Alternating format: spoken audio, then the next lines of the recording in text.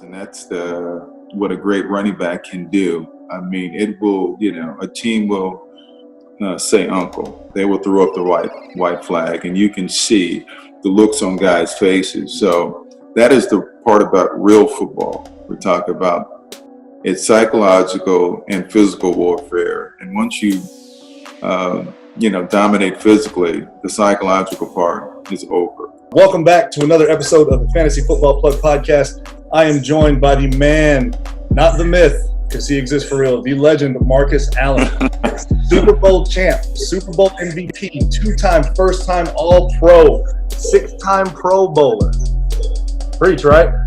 First in most rushing touchdowns. That's impressive, man. That one was awesome. Rookie of the Year, NFL Offensive Player of the Year, Pac-10 Player of the Year, Heisman Trophy winner, Pop Warner MVP. Oh, man. How you doing this morning? Jason, I'm great, man. How are you doing, buddy? I'm doing great. Thank you so much, man. This is first and foremost, it's an honor to have you on the show. Hey, we're going to kick it off. Hopefully there'll be plenty more guys that will follow after this. Oh, that'd be great, man. That'd be great. So being a fantasy football podcast, I'm always inclined to ask my guests, which you being the first pro actually, what are your opinions on fantasy football? I would love my listeners to hear. You have an awesome answer, actually. Well, I like anything that really sort of engages the fan and gets them to understand the complexities of football and the players. And anytime I think that we can promote the game, I think it's a good thing. So it's I understand there's a lot of office pulls out there, and there's men playing, women playing, and I just think it's great. I think anything that promotes the game, I'm happy with. Excellent. Actually, yeah, same here. My wife, she never really knew anything about football until we started playing. Yeah. Yeah, she's become pretty awesome. So, all right, next question that I'm sure a lot of people would love to know. With everything going on in the world, the COVID-19, all this stuff, I mean, do you think there's going to be an NFL season? Well, I hope so. Obviously,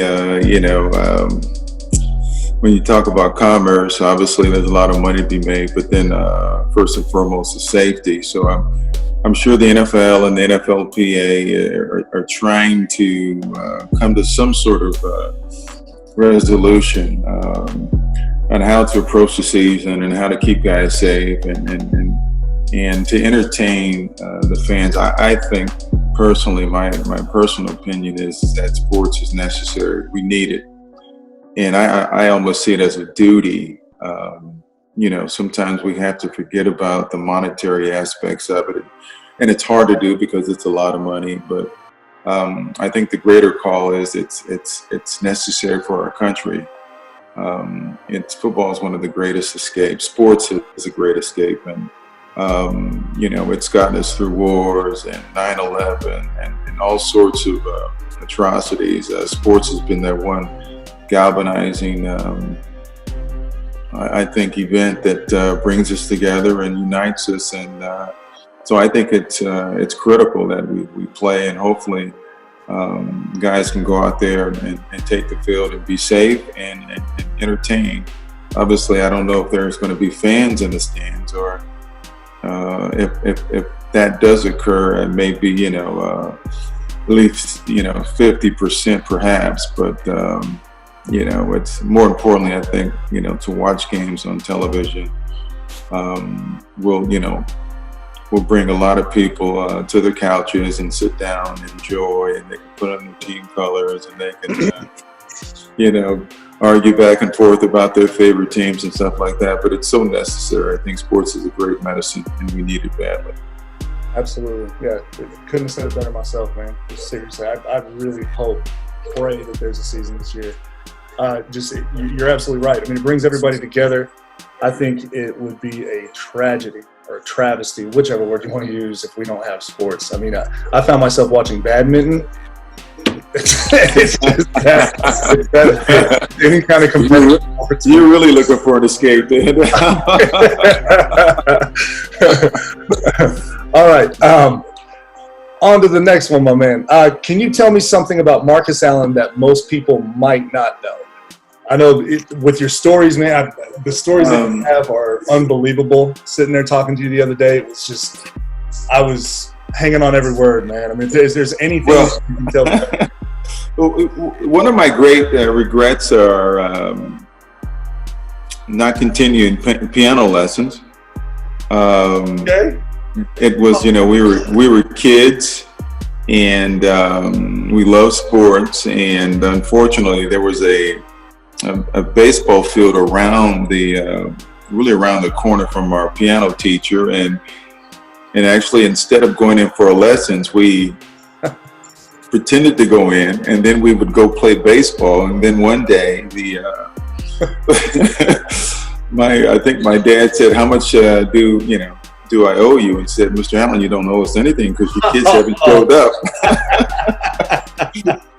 and one of the things that I always, and I'm sort of like a dilettante now. I can play just a few things, but I wish I would have stuck it out and played piano. The other thing is that one thing that I enjoy, that sort of cathartic, man. We always have, people say, "Why don't you get somebody else to do that?" I actually like working in the yard, and no, it's cathartic, man. It's peaceful, man. It's therapy, man. It's being out in nature. How do you calm yourself in a world full of madness and sleepwalkers, right? You really go outside, you look in the sky, man, and you just sort of appreciate where you are and what you have and stuff like that. And so me getting outside in the yard and whether I'm trimming trees and I do a lot of that. I call myself a landscape architect, right? There you go. Looking for a new profession. Yeah. Well, no. Again, it's just peaceful, Yeah. It's like, my wife asked me, why do you do that? Why don't you just? I said, because it's calming. It's peaceful. Yeah. That's why I do it. I get that. Absolutely. Yeah. I like to do art and stuff. I get that. Going outside and get your hands dirty. Hey, absolutely, man. It's like, and especially nature, man. It's the closest thing to God to me. So it's like, oh, absolutely. Anytime I can be outside and stuff, and I just appreciate all that I have. I mean, you look at a tree that, we take them for granted. You guys may take these things for granted, but growing up in California, we didn't have very many trees. And then you come out here, and it's called the city of trees. And you guys, you look at the amount of time that these trees have been on this earth and have grown and stuff, and so I like to take care of them. I like to sort of trim them and manicure them and all those kind of things, Yeah, man. You ever thought about getting into bonsai? You ever seen those little trees? That's impressive. Well, I certainly know what they are, but yeah, they're beautiful, man. Yeah. We might have to get one for the house, man. Man. Bonsai tree. Yeah. It's funny you say that. My wife and I will sit out on the front porch, and we have a magnolia tree over in the corner, and I'm obsessed with this tree. And I was talking to her the other day, like how amazing it is that we have these trees that you look up and you can't even see the top of them. They're so tall. How long have they been around? Man, absolutely. You think that way, man. Yeah. I thought the same thing before. That's great. Do you have any charities you want to mention, talk about? I saw the whole KISS begins with K thing going on. I saw that. I was like, oh, man. With K Jewelers, that was a program that I was involved. Yeah, St. Jude's Hospital, man, and it was awesome. So you try to raise money to help people. This is what I believe: you're rich by what you give, and you're poor by what you keep. And it doesn't necessarily have to be money, but it can be time. It could be a smile. It could be a number of things. But I've been for many years. I've had a golf tournament. This was supposed to be my 17th, I think it was, and obviously we canceled because we just didn't feel like it was the right, time to go out and ask people for money to donate when a lot of people weren't working, and so hopefully next year we'll have it. But I've given my money to various causes, charter school in South Los Angeles. I've given some money to the music department at Washington Prep, which is one of the lowest funded schools in the Los Angeles area. I've given money to the Holly Rod Foundation. I've given money to All Stars Helping Kids, which is Ronnie Lott's tournament, my best friend's not tournament, but his foundation, and he's done some amazing things. He's raised millions of dollars to help kids out, and I've given money to I think it was last year, the Jackie Joyner Foundation, her to support her cause. Fresh Start, which is a grants surgical gifts to kids for free. We buy medical supplies and stuff like that for doctors who donate their time and stuff, and give kids a fresh start, whether it's a birth defect or some sort of tragic accident or something like that. And those, cosmetically, it changes their life. It gives them a fresh start. I mean, absolutely. So it's a Sports for Good Foundation. I know not only am I an ambassador, but I've also given money, and Nelson Mandela said sports has the power to change the world and give hope when there was once despair, just sort of to paraphrase. And again, that sort of refers back to what I said earlier, the power of sports and what's so necessary. It can not only change lives, but obviously it can give great medicine to a country that so badly needs it too. Again, I mean, I believe, all that is a reminder of me really of how blessed I am and how lucky I am. So that's how I operate on that. Marcus Allen giving back, man. Yeah. Wow, man. I donate, like if I see somebody on the side of the street or something, I give them a couple bucks. I feel kind of rough right now, man. You just do your part. You don't have to, you don't have to try to match. And I certainly can't match, certain people, but I can. You do what you can do. Yeah, absolutely. And that's it. And that's why a lot of people like to talk about, and criticize others about what they're doing or what they think they should do. Right. Dude, I just do what you do, man, and let other people, talk, man. I got you. A good buddy of mine, you met him the other day, Mike Slocum. Gentleman came in and said that he always liked playing with you on Tecmo Bowl. He brought up a question that was pretty interesting. It seems that running backs have become a little bit more disrespected. In my opinion, I think so as well, as far as the value in the NFL. In my opinion, they're one of the most valuable players on the field. But as far as pay, have you ever heard, I've been hearing a lot of, the running backs don't get paid what they deserve. What do you think about that? Obviously, I'm a great supporter of running backs, and I think they have artificially put a number on players as far as the years that they think they're productive and stuff. And, I played 16 years and I thought I was productive throughout, but those are some of the artificial limitations that sort of suppress the salary of players. And then they say, well, we're throwing the ball a lot more. But every team that you look, whether it's by committee or, there's a great runner. You got to have a guy that can run the ball, especially in playoff times and when the weather's inclement. It's necessary. Another part of the running game that I think is critical that most people, if you really understand football, right, you can pass the ball around 50 times, and it's really like playing flag football, right? A wide receiver can beat a DB, and he could, make an excuse and say, well, I was, listen, I was right there, coach. I put the wrong arm up, or, I didn't locate the ball. Right. And those are excuses guys can make. But what happens in the running game, there are no excuses when somebody's physically dominating you. And it's really the only part of the game that makes you surrender, right?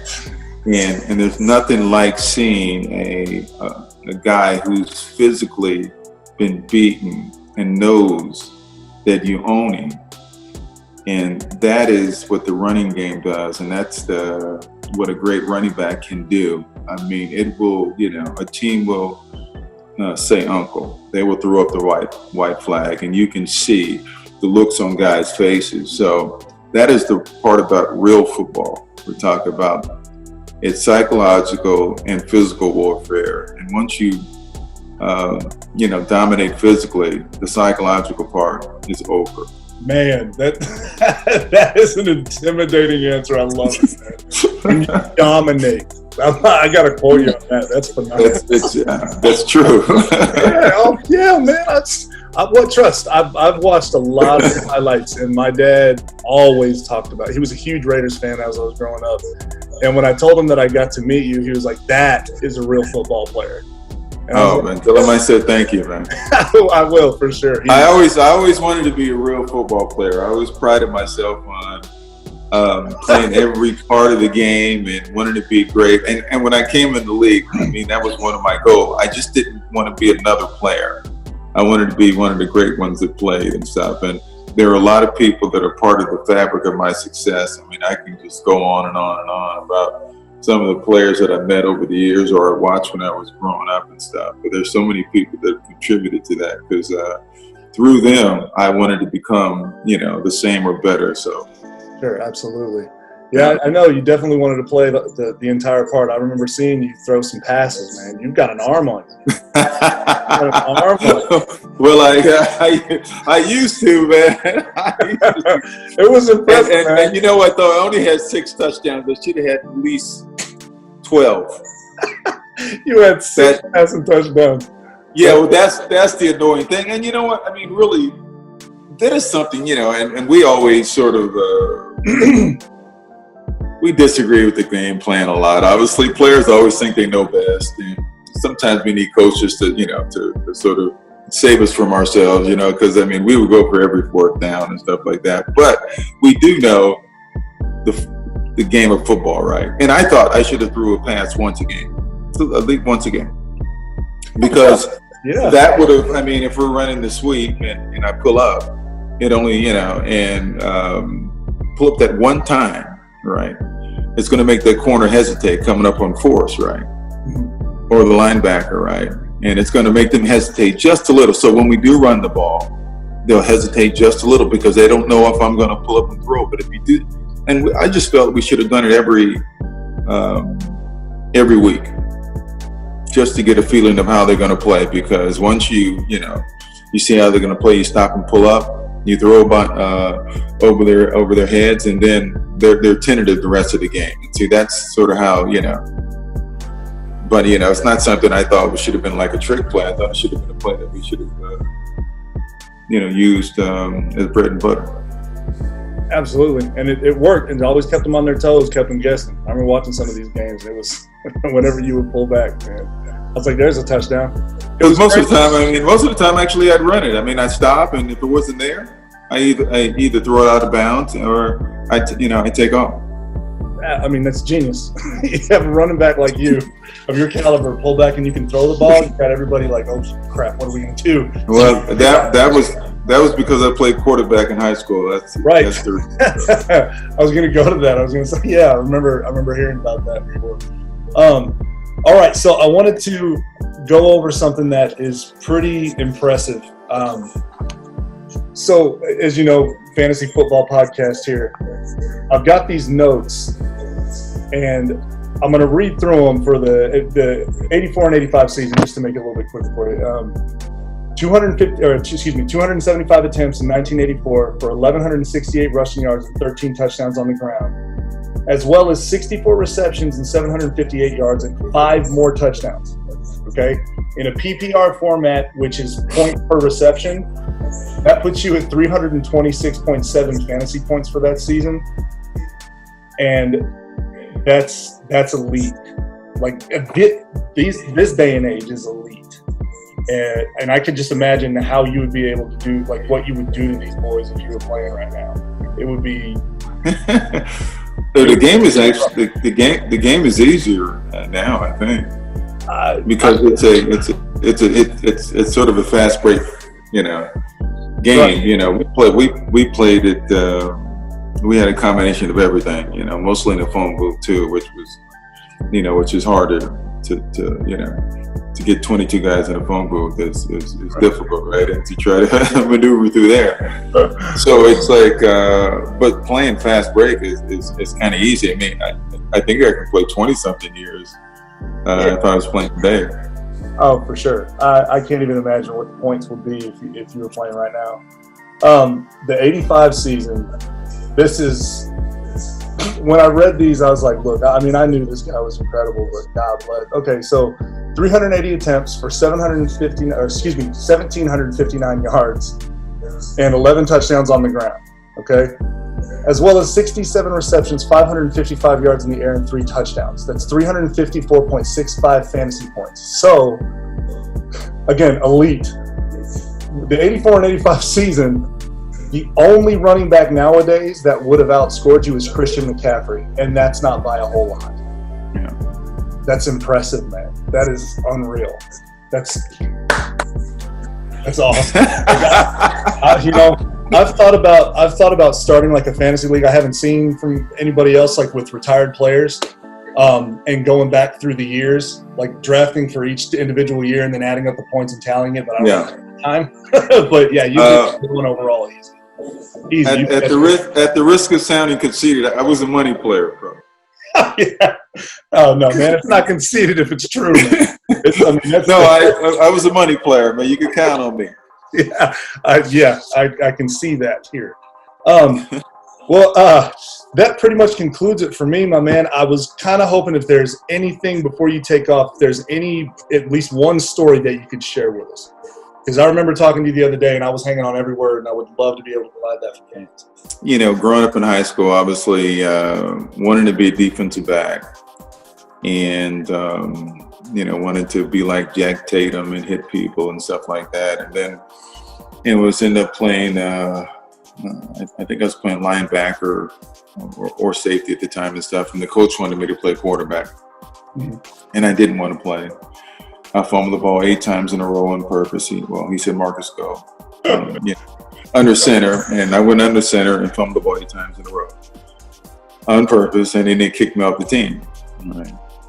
And I just think, I went home, and I just knew my dad was going to be livid, right?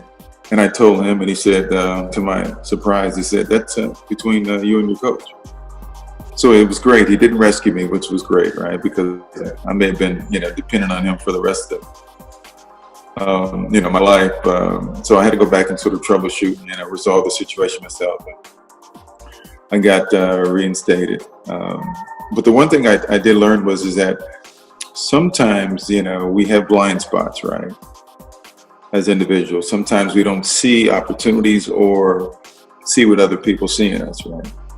And sometimes you got to trust in people. So when I look back, I think my coach obviously saw something in me that I didn't see in myself, right? And as the story continued, because I played quarterback and ran the ball, when I went to USC as a defensive back and all the running backs were hurt, they asked me to come over and play. So, and that only happened because my coach saw something in me that I didn't see in myself, right? And so I think it's critical to always have people around you that see our blind spots, right? That you trust and that will be honest with you and say, hey, listen here, either you didn't handle that situation correctly and you think you did, or listen here, I know you don't see this, but there's an opportunity there. Mm-hmm.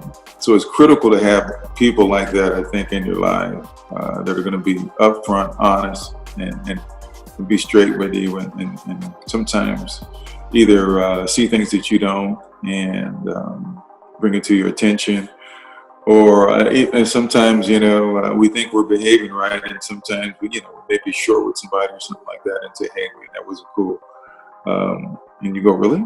No, I didn't think I did anything, but sometimes we do, right? Mm-hmm. And so you got to have people like I had in my life, Coach Big Player, like I have in my life, Ronnie Lott, people who like, hey Marcus, I know you don't see this, but this is a great opportunity. So I just think we all have blind spots. Sometimes we don't see things in our lives that other people, that good people around us can see.